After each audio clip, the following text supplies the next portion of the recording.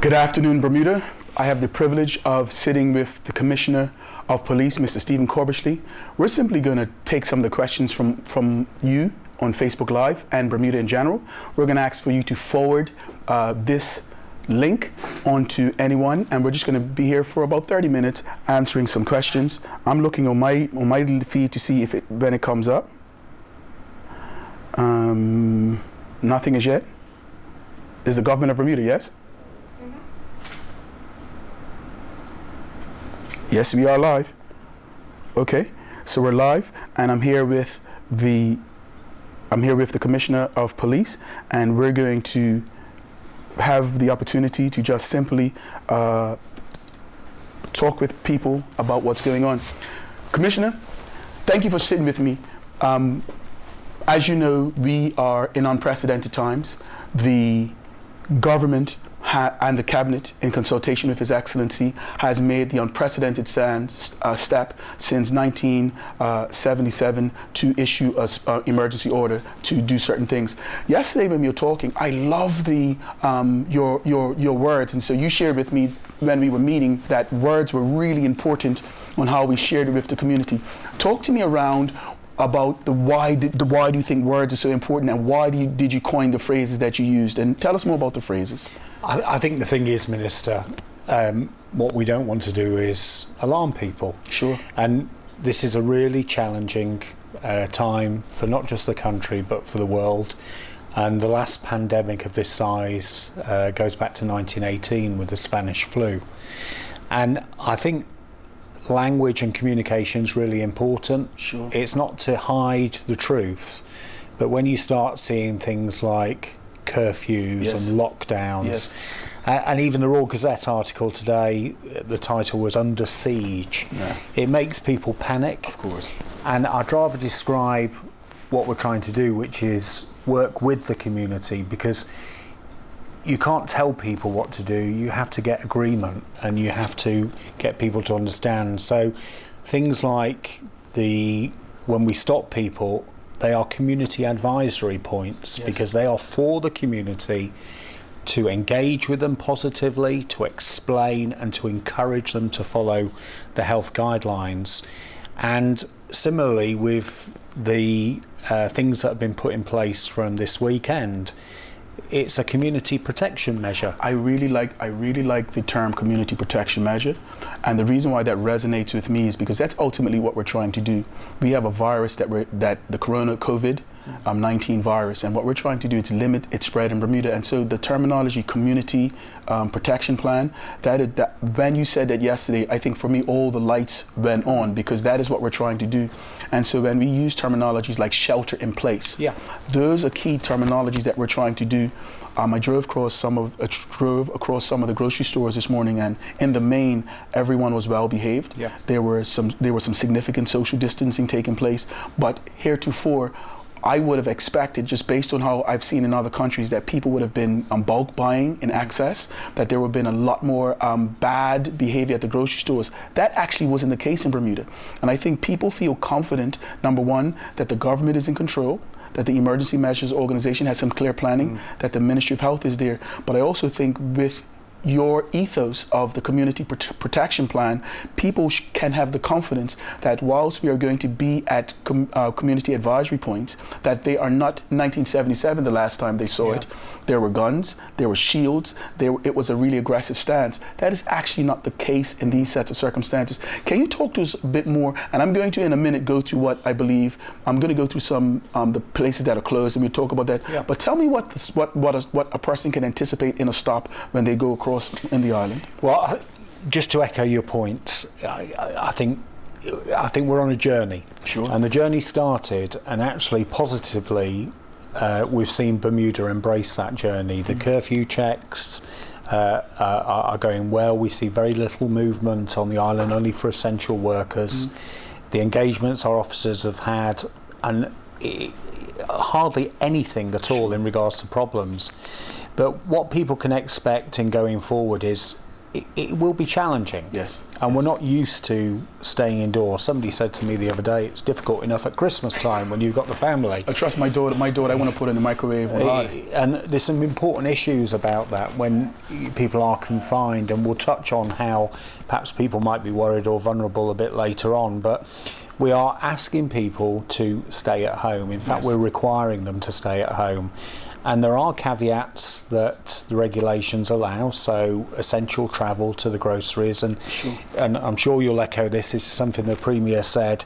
Don't panic, Bermuda. Yes. The grocery stores are open. Can I ask a question? How many officers will you have on duty for the next 2 weeks? Well, we have 411 officers across the Bermuda Police Service. I took the decision the other day to put everybody in uniform, and the reason for that is twofold. One is I want our service to be seen in the public, so we're there to reassure, look after people, but also we're able to swap over roles because we've got to protect our health as well.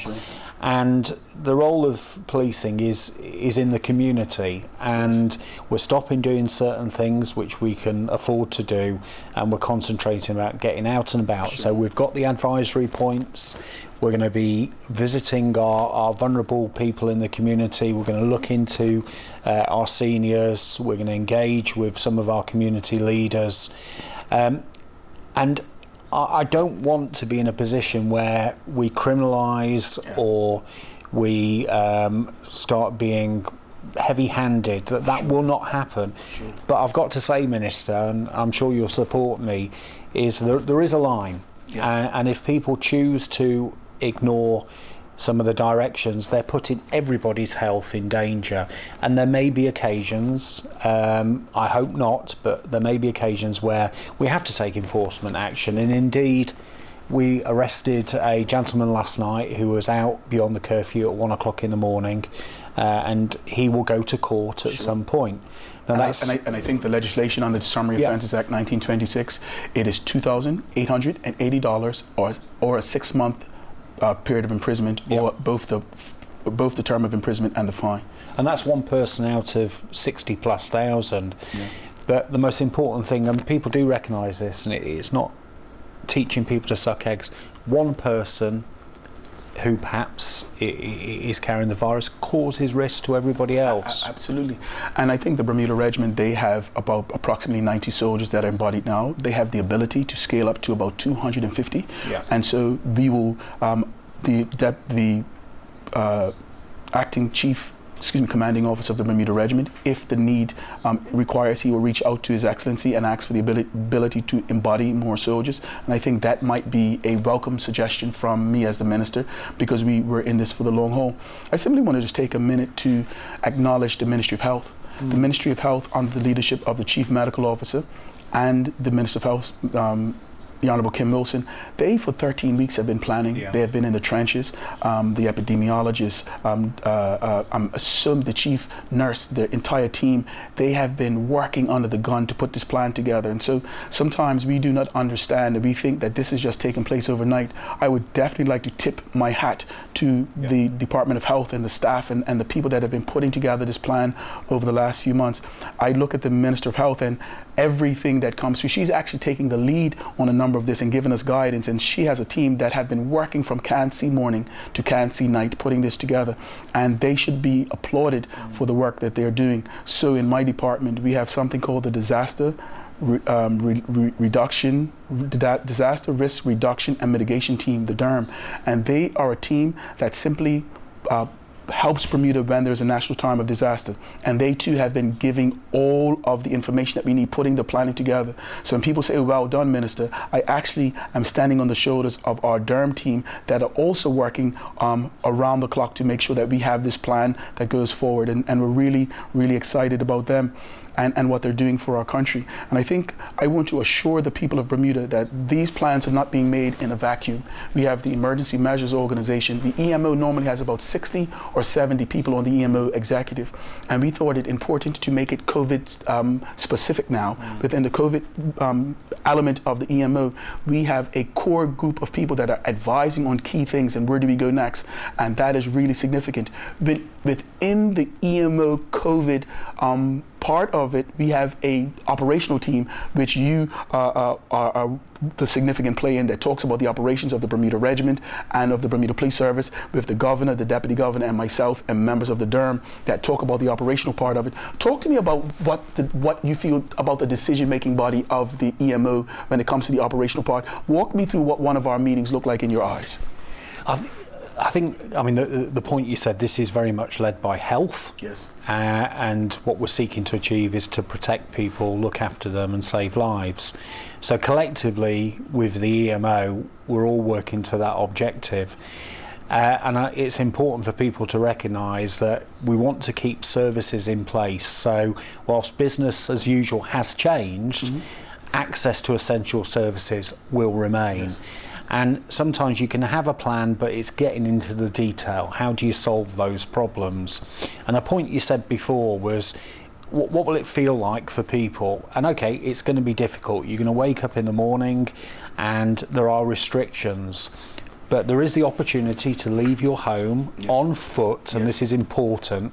You can't get in your car, and if you live down in St George's, you can't drive over to another part of the island to exercise. On foot, go out up to half a mile approximate, get some fresh air in groups of no more than 2, which is challenging. And that's important though for people's well-being, but practicing social distance. Going to the grocery stores, 1 person per household. And the reason for that is obvious. We want to minimise the amount of people in the grocery stores, maintain social distancing, and so on. How the police will play a role in this, and supported by the regiment, is people may be challenged. And when I say challenged, is asked where they're going. But if you could stick a pin in it, but it's important for people, even if you're going for a walk half a mile from your home, you have to have some ID on you, because you will be asked specific questions. And so if you live on Baden Bowl Lane in Somerset, and they see you by Devonshire Rec, you can't say I'm going for a walk. Yeah. The reality of it is we want people to understand that we are not trying to heavily police them. We're simply trying to balance how our community works. We cannot say to you, you must shop at a specific area, but we're suggesting and recommending that if you live in the West End, go to a grocery store in the West End. If you live in the Southampton parishes and the Warwick parishes, go to a grocery store. Now, my wife, and I shouldn't use her as an example, but because she isn't here, I will. She buys a little something from Marketplace, and she goes to Miles for a couple of things, and she goes to Linda's for a couple of things. She's not going to be able to do that for the next 2 weeks. You know, we're going to simply say that go to Marketplace, or go to Linda's, or go to another store and get the goods that you need for 7 days. Have some identification on you. When you go to the store, expect a bit of a wait. Make sure that you are socially distanced apart. Have the ability to interact with everyone respectfully. Understand that there will be security officers at the stores. There will be stations for you to wash your hands. And we're trying to help everyone to understand our new normal, what it will look like for the next 2 weeks. There is a core system that we have to remember, that we are doing this to protect our community. And when we say to people, listen, the gyms are closed, the bars are closed, the golf clubs are closed, the parks are closed, the beaches are closed, that is significant. A number of people love to go for a swim. Be not confused. As of Saturday, the beaches will be closed. The parks will be closed. A number of people are going to the Arboretum to work out in the Arboretum. That will not be allowed. I'm getting on Facebook, on Instagram, on my WhatsApp, on emails, I have gotten over the last 24 hours over 1,000 messages where everyone asking me about their dog, about their chicken, about their cat. We have to understand that there are some things that we have to do differently. If you're going to exercise, that you can go a half a mile from your home on foot, maximum 2 people. Carry ID with you. It is a possibility that you will be challenged or asked questions by a police officer. Try to do so once a day. So we do not want anybody taking the mickey or mucking about and just walking up and down the street for the whole day. We're saying that you're going to be challenged. We need to be responsible as we go through this. I'm just going to take a couple minutes to ask our Nia to give us a couple questions from online, and we'll try to answer them. Good afternoon, Minister. Good afternoon, Police Commissioner. Thank you very much for facilitating this chat. What our numbers are like? How many people are watching? I believe we have about 490 people who are watching, so people are tuned in. Sure. I'm just pulling some questions that were asked earlier today.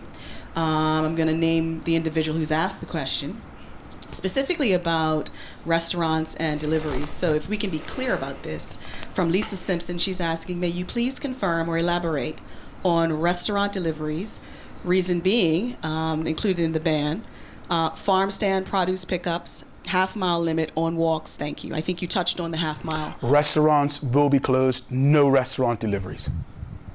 Okay. There is no ambiguity there. Restaurants will be closed, there will be no deliveries for restaurants. Very good. I have another question from Claire Simons. Will laundromats be open or closed for those who don't have washing facilities at home? That is something, so there are some questions that we are still looking at, and we will have a further, wherever there is a point that is not clear, we will have a further update be given at 5:30 today. That is one of the questions that we'll give some clarity on at 5:30 today. Okay, very good, Minister. We had another question regarding transportation. Can taxi drivers that drive essential service workers continue to operate? No. So if you are an essential worker, so we do not want to give any blanket exceptions. If there is a taxi driver and he's taking a specific person, that taxi driver should reach out to R. Cardwell at bps.bm for specific permission for that person. Let's just talk about the exemption list. We gave out an address for the exemption list. As of this morning, there were 530 different entities seeking exemptions. Within some of those requests, there are 40 and 50 people from specific companies. Can you imagine making a decision based on not having a virus spread and so many people want exemptions? It is not practicable to give blanket exceptions to people. The team, though they are overwhelmed, they are taking their time. I know that Inspector Devine has been added to their list. Inspector Shakisha Minus has been added to their list. And the Chief, I'll let you go ahead. I'm actually out of my belly. I think a point that was raised yesterday, Minister, in the EMO was that we've previously described things as essential workers. The term that was used yesterday is critical workers. And it is going to be very difficult for people to accept that. This is a time where the one way to beat this virus is for us to isolate. Absolutely. And that will take Bermuda to a very strong place to stop the spread of COVID-19. And let's be clear, to stop people from dying. And I think we just need to be clear about that. This is about protecting lives. So there are huge applications for exemptions, and I get where people are coming from, but we are going to be very firm in regards to critical support.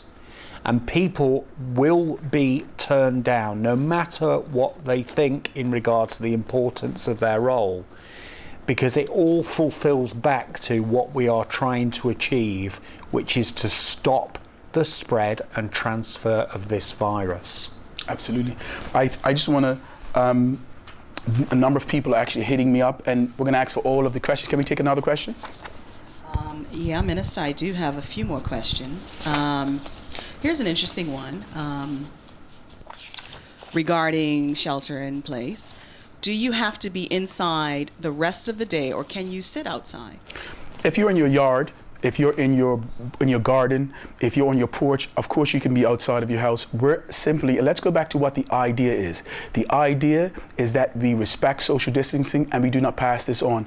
If you're in your own home, of course you can be in your yard, on your porch, in your garden, on your veranda, on your sitting out under your pergola. Of course you can.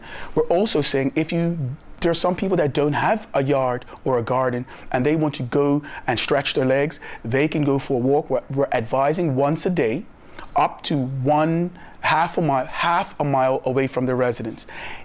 they should be prepared in certain circumstances to be stopped and questioned by a member of the Bermuda Police Service or member of the Bermuda Regiment. They should have ID with them at all times. Could I just add one point to the Minister, because some questions are coming in from seniors and some of our vulnerable members of the community that are confused and very worried, and that question is coming up. What, can I sit outside? We even had a question this morning of, can I turn the television on? And whilst people might be dismissive of that, it does show the level of worry and concern certain people have. And we're trying to get as much information out as possible, but my point is, this is about us working as a community.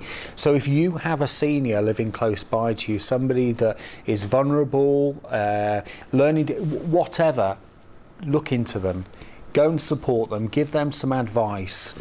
Find out, if you may not have met them before, get their telephone number and you can drop them a line, phone them up. This is about us supporting each other. And whilst people will be with their families and concentrating on themselves, if every one of us worked out 4 or 5 people we can check in with each day, think of the ability that we have as a community to look after each other. We had a few caregiver questions, Minister and Police Commissioner. I'm just going to ask one, just to give a general flavor. Here's the scenario. My sister and I live in a different household than my parents, who are 88 and 90. We take turns going up to give them medicine and take blood sugar levels for diabetes. Also making sure that they are eating. Do we need permission, or do we fall under the caregiver category? Well, can I be just really plain? Somebody might have to move in with their parents for the 2 weeks. The reality of it is, we cannot give blanket exceptions to everyone. We have so many people applying for the exemptions. This sacrifice has to be shared. There are so many people asking, can my maid be given an exemption? Can my nanny be given an exemption? The nanny and the caregiver or the home giver might have to move in with your family for the week if you want to use their services. This is an opportunity for us to understand that we have a new normal. If you have parents that you check on a daily basis, this might mean that you might have to move them in with you, or you might have to move in with them for the 2 weeks. Okay, I have a delivery query.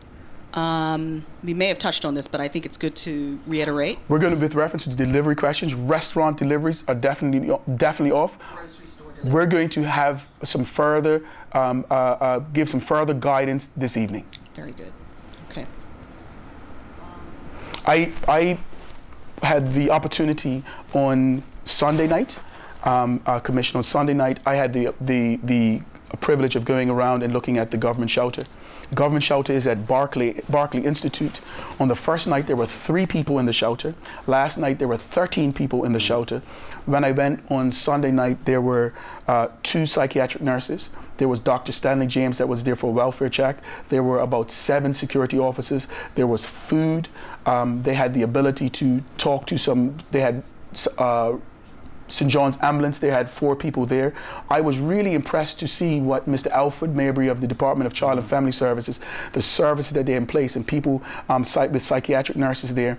I think that it was good to know that our vulnerable people have an opportunity. I saw a note from the Secretary of the Corporation of Hamilton today where he indicated that people were a cadre of homeless men were sleeping in some of our parks. How do you anticipate us working through this over the next 14 days? Yeah, I'm glad you've raised the vulnerable people agenda. I think firstly what you highlight is that we're all connected, and the relationships with partners is very strong, whether it be with Children and Family Services and also the third sector and the voluntary side. One of the things I just want to touch on, which is really important, and we're going to get more information out there. And whilst I said before, sometimes people can go stir crazy, they're going to be indoors for 2 weeks. I recognise there's going to be some people who are actually going to be scared by this. Let's be open, some people suffer domestic abuse, domestic violence, and they're going to be in situations that are perhaps going to worry them. there is help there, and we're going to be publishing a number of different contact numbers for people to reach out. And I'm also keen that we try and get some text numbers as well, because often it's difficult for people to make a telephone call. And we do have environments where we can take people to if they do feel that their safety is at risk, and that's going to be really important. But there will be other vulnerable people as well. I mentioned our seniors. We've got issues around some of our mental health in the community, and we're working with other providers. Now, people can contact the Bermuda Police Service if they think there's a risk with themselves or indeed with a neighbour, and we will support and engage. But the point is that this is not a blank piece of paper, but there are going to be challenges over the next few days that we've got to adapt to. And that's why I go back to your point before, Minister. You've got people collectively working together to solve problems. And whilst there will be some very firm lines that maybe going to hack a few people off, and I remind them of what we're seeking to achieve, we will be adaptable to be able to respond to the different issues that are raised. But what we want to do is firstly care for people's health, but also look after their well-being, their physical safety, so we all get through this together at the end of the fortnight and we can review. And I'm really confident that we will have made a massive difference to where we are today. Minister, if I just may, before you add anything else to that, we're getting quite a few queries regarding co-parenting. This is a difficult one, and so let's deal with this head on. There are a number of blended families that we have in Bermuda. We believe that there are a number of blended families in Bermuda, and people are asking, can I have permission to be on the road with my child? We're going to make a strong recommendation that as of Saturday, whoever home the child or children are to be in on Saturday, that they stay with that parent for 2 weeks. And that is something that families are going to have to work through. We cannot give exemptions to every blended family in Bermuda to be on the road to transport their children. This is a nationwide shelter in place. We're going to ask families that to talk amongst yourselves, bring in a mediator if necessary, but whomever's home the child will be in for as of Saturday morning, that the children should shelter in place with that parent for the 2 weeks. I think the other thing, Minister, and you spoke about it the other day, there is opportunity for people to be socially connected. Yes. There's lots of, not everybody has it, but there's some great apps out there where you can join lots of people together in the same conversation. Perhaps people reflect on different things that they can do as a family, and my point before about looking in at our seniors, just giving them a telephone call and having a conversation with them. And I think we're all talking about COVID-19, but actually finding out about somebody and what they do and who they are. There's some really interesting stories if we just take the time to have a conversation with people. Absolutely. I had some questions this morning about churches and recording on Sunday and Saturday. We're going to ask all households of faith to pre-record the messages prior to the to the shelter in place. Again, we're asking for all households of faith to pre-record prior to the shelter in place the church messages, and so they can simply be aired on Saturday or Sunday or whenever the day of worship. If you are a farmer, the category was exempt. But also, if you have animals and you need to be out, and so I had a conversation from people that have horses. You are farmers. We're not saying that you have carte blanche to be around the island. Have your ID ready. Drop rcardwell@bps.bm an email, but you are considered a farmer. Go out and feed the animals and go back in. If you have a pet store, the pet store will not be allowed to be open for retail business, but you can go into the pet store and feed the pets. Minister, I'm just going through all of the queries and comments that are coming through, and I just want to thank everyone who's watching us right now. We really do appreciate your feedback. What are the numbers like? So, we have about 681 who That's are not watching bad. us right now, Yeah. Minister. We had a query about dental offices. Can you please just clarify regarding dental Office is only open for emergencies.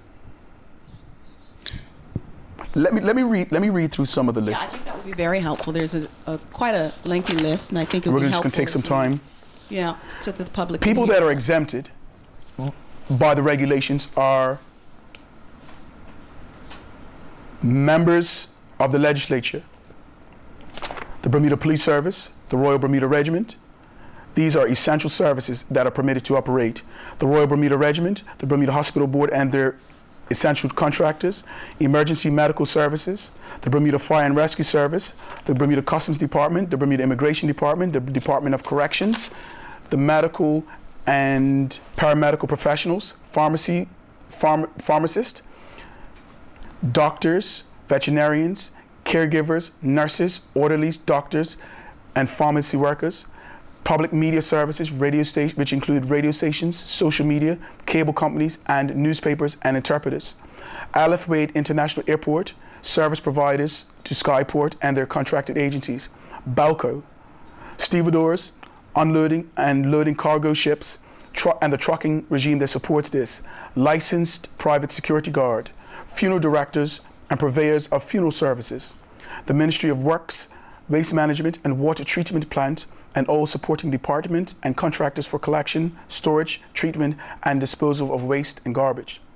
Telecommunications providers, including landline, cell carriers, radio communications. They are only allowed for emergency services.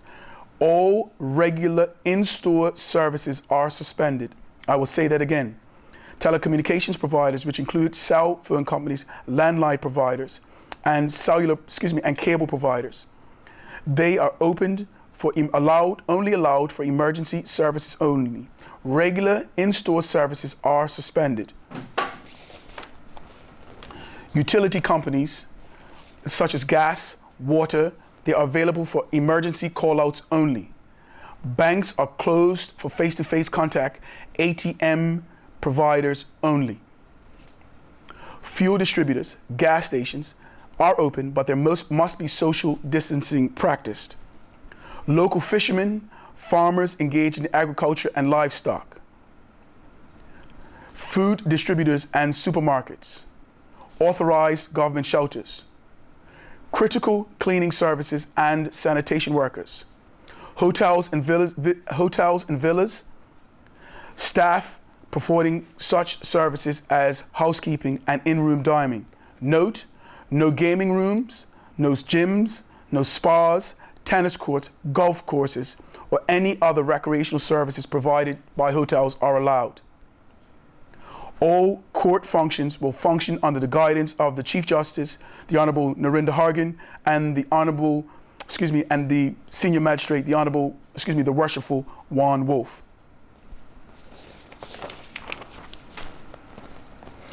The curfew will commence as of 6 a.m. April 4th. So when we go under the nightly curfew to shelter in place on Friday night at 8 p.m., we will not come out until 14 days later. Churches are closed. Funerals can be conducted in cemeteries with a maximum of 10 mourners. All weddings are suspended. There will be no social gatherings whatsoever. The public are not permitted to go to areas that are designated as quarantine centers or homes where people are under self-quarantine. The prisons are closed for visitation. All schools remain closed until further advised by the Minister of Education. Visiting senior citizens' homes are not permitted. There will be no visitation to the hospital except for end-of-life visits. All recreational spaces, public beaches, parks, playgrounds are all closed to the public. Community advisory points operated by the Bermuda Police Service and the Royal Bermuda Regiment will be in operation across the island 24 hours a day for the 14-day period. Vehicles and pedestrians will be stopped and asked for the reason for being away from their properties. Unless it is for a specified way that we just discussed or they are an essential worker, they will be directed to go home. As you can see, Commissioner, there are a number of things that we set out. There again are 500 100 different entities that have applied for exemptions. I just read some correspondence where this is taking a long time to go through. It is, and certainly you've mentioned Chief Inspector Cardwell, we've got others supporting him. But my point before is people should be prepared to be disappointed. Absolutely. We only need critical services on the road.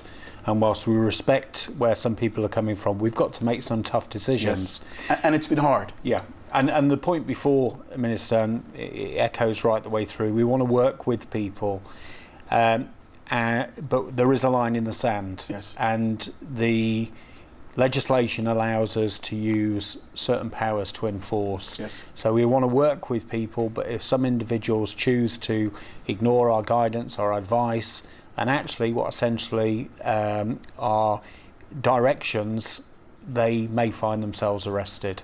And the part about it is, if you are an IT professional and you work at a company and you work at Acme Corporation, and the Acme Corporation, the alarm goes off, you will not get a pass for the whole 14 weeks, but you can call Robert Cardwell or the police emergency number, the police number at 295-0011, yep. And they will give you specific instructions how to get that once off opportunity to go.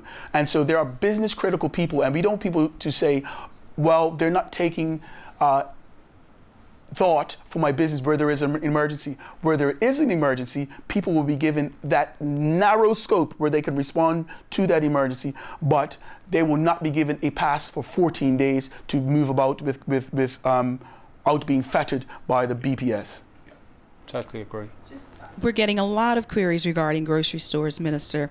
One in particular regarding whether or not you can assist a family member who has no transportation to get to the grocery store. During the quarantine, we're making it clear that one family member can go to the store so we want people to exercise common sense. You're going to be challenged on this by the members of the Bermuda Police Service. If someone in the house doesn't have transportation and you're going to take them to the grocery store, we believe that you must arrange that prior and give clear indication that you're going to take them to the grocery store and coming back. But suppose you live in St. George's and your family member lives in Somerset. Well, we don't believe that's a wise enterprise. We believe that we have to manage this, and we must do so intelligently. When people go to the grocery store, one family member into the grocery store at a time, be prepared to wait at a socially distanced period of time.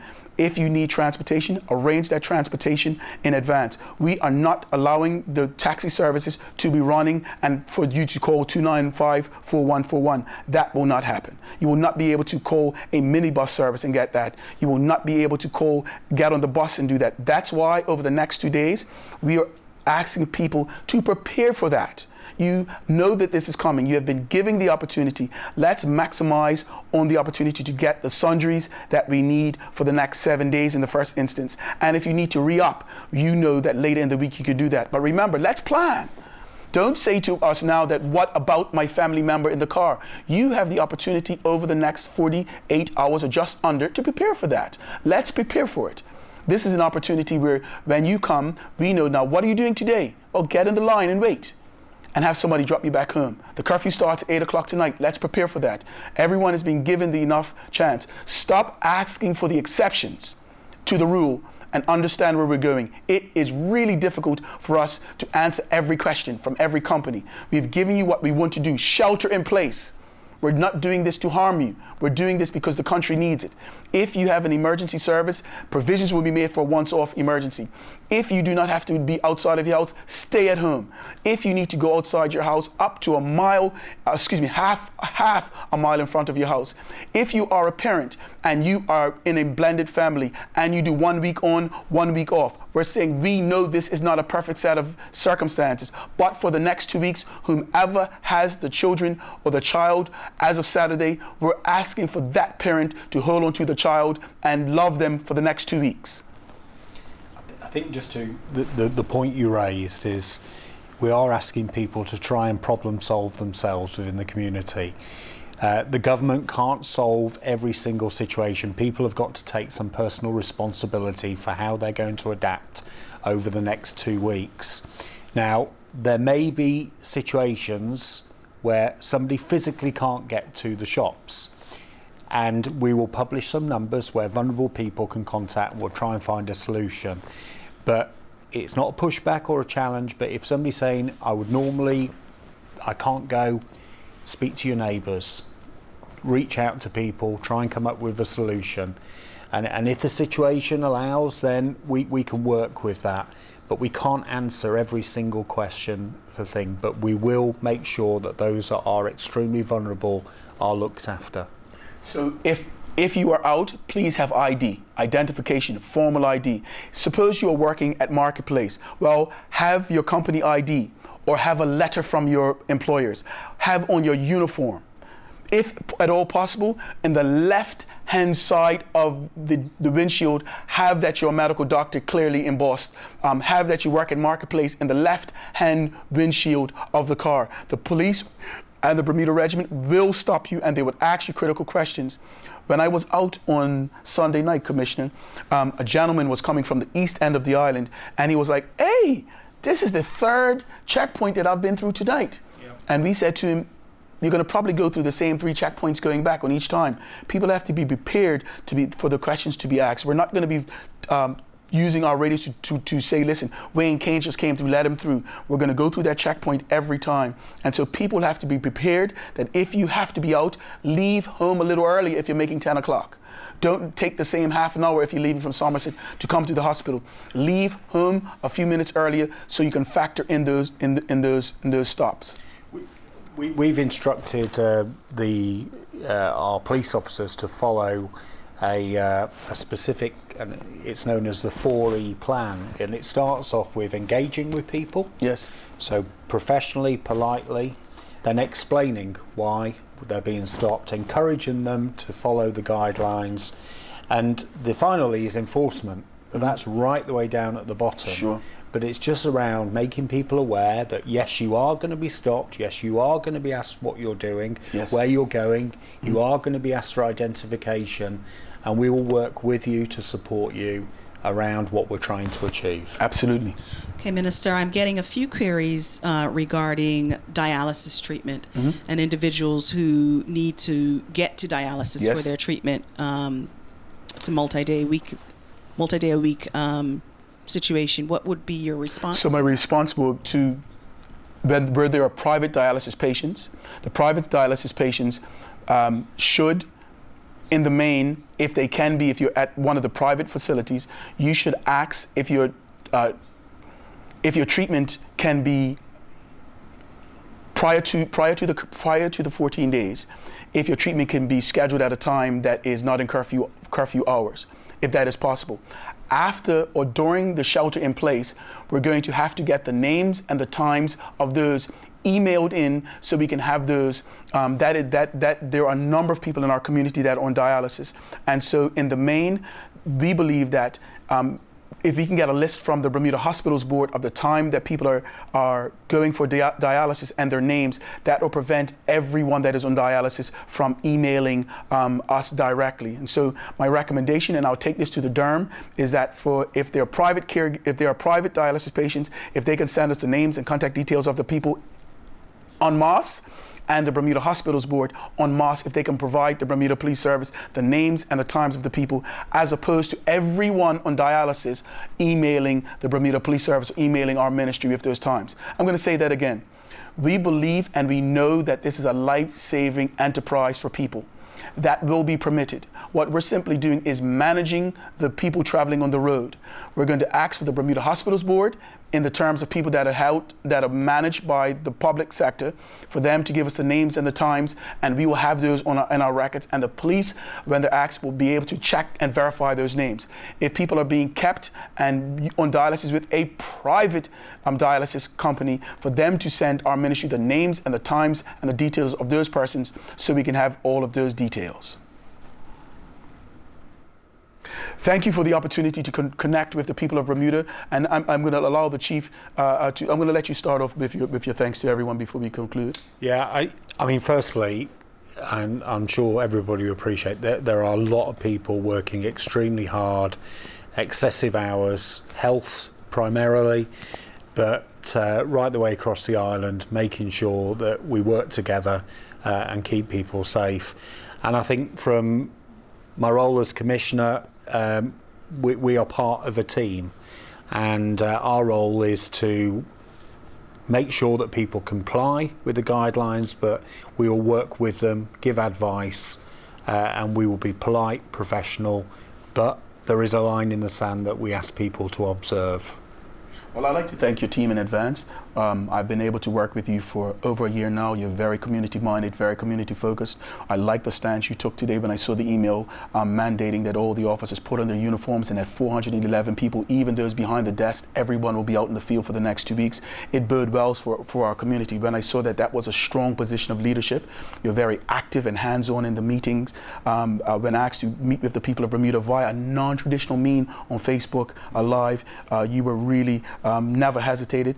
We have over 700 people watching this, and so it is actually, we're actually interacting with people in a non-traditional means. If you can send the ministry's thanks and the government's thanks to your colleagues, to let them know that they are valued. We do accept that they're away from their families at a difficult time, and their community loves them, and we have nothing but admiration and respect. If you can cascade that down to your officers, we will greatly appreciate it. Thank you.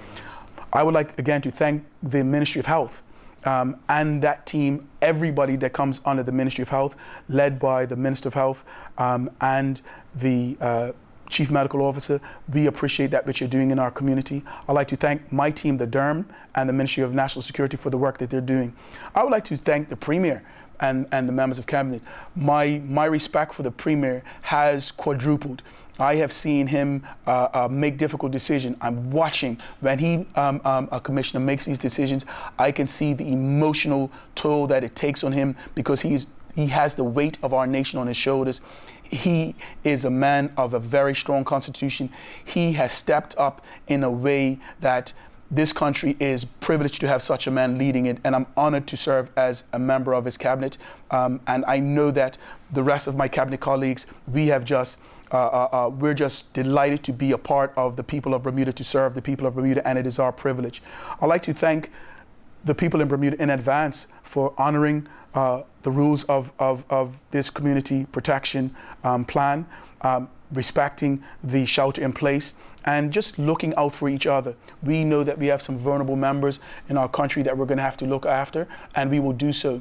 We have to look after each other and check on each other, and we know that we have to be careful how we speak to each other, because some of us have not been in the confines of our home for 14 days with our loved ones for a very long time. This is a time where we all become vulnerable. We have to minimize the opportunity for us to respond in anger, to respond with that curt phrase, because after 14 days, we know what this can lead to. There are some guidelines that have been given heretofore. We haven't been having to stay in our house for 14 days. We have to do this day by day. Whilst you might be alone with your family in your house, as a community, we are together. I think at the end of the 14 days, we will realize that this has been a community effort, and we've been able to work together as a team. And I think that we have some positive things to share. And I guarantee that if a family spends time together, if a community comes together, we can only be stronger as a result. The shelter in place is not going to be easy, but I think it's something that it can be managed. How do I know this? Because we've seen other examples in the rest of the world where people have used the shelter in place, and it has made the world of the difference with reference to the spread of the disease. But there are some residual benefits, and that's of a community coming forward. It is an honor for the Commission and I to serve the people of Bermuda. Thank you for your trust, your gift of trust through service. I speak on behalf of the Premier and the Cabinet. Again, we will do everything in our power to make sure that we give you timely information, that we're transparent, that as we get information that we share it with you. Thank you to Nia and the team from DCI and to the team, everyone that's working here. We appreciate the work that you're doing. Again, Bermuda, together we can make it through this. And there will be, Minister, just a programming note, there will be a 5:30 press conference today. It will be at approximately 5:30 this afternoon. With an update regarding more services Absolutely. Regarding this. Thank you, everyone, for joining us. Thank you so much for all of your questions. Very thoughtful feedback. We appreciate it all. Thank you very much. Stay safe.